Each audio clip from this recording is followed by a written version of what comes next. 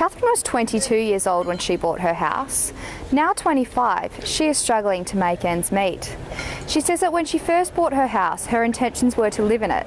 However, her budget did not allow for this to happen. I budgeted within my savings that I would be able to afford to live in the house. So bought the house, signed all my contracts, and then I realised that I wouldn't actually be able to pay off my mortgage if I was to live in the house. Statistics show that it is now harder than ever for Perth's young people to get into the property market. Catherine has had to rent her house out just to be able to pay for her mortgage. She said her renter only pays about 70% of her repayments. So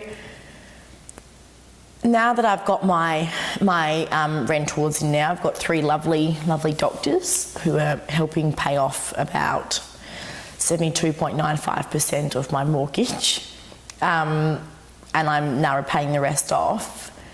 Because I'm studying as well, it's just made life quite difficult, you know. Catherine also says her mortgage affects her extracurricular activities. I used to be part of extracurricular activities. I used to be part of a mixed basketball team.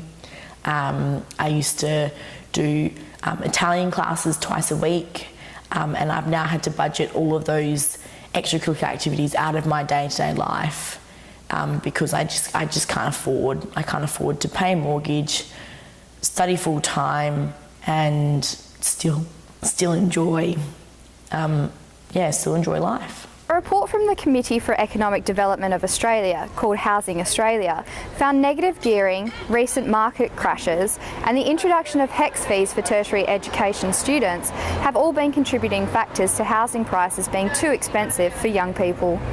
Real estate agent Lachlan Law says house prices are just going to continue to rise. That we're still going to see a rise in the cost of homes. I mean, the market definitely is still suffering from the crashes that it's seen recently from here and all around the world. He says that not even lower interest rates will help. See interest rates dropping over the last couple of years, and this hasn't necessarily changed the price of houses. Mr. Law believes that it will be hard for any university student to get into the housing market. I would say at this stage it's highly unlikely that any university student will be able to afford a house solely on their own, and I think it'll stay that way for some time now. Notre Dame Fremantle University student Phoebe Royce says she'll be renting for many years to come. I don't see myself being able to buy a house until I'm well into my 30s, just because at the moment it's such a tough market. I'll definitely be renting for a few years to come. This is Georgia Kay with Notre Dame News.